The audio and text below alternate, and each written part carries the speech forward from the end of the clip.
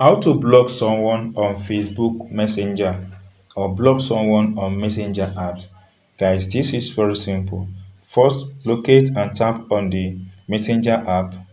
Now it comes up like this. Here you have different people here. So let's try and block someone. Tap and hold for a few seconds.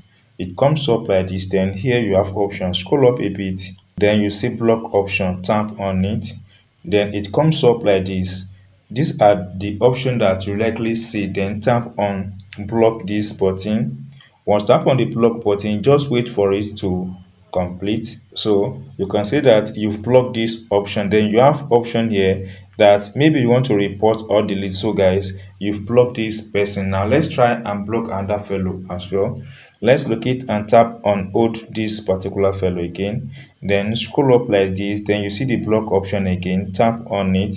Once you see, then go ahead and tap on this block option again. So just wait and see, and the process is going to be completed within a very short time. So guys, you can see the same option comes up. So guys, that's all the same process on how to block someone on Facebook Messenger.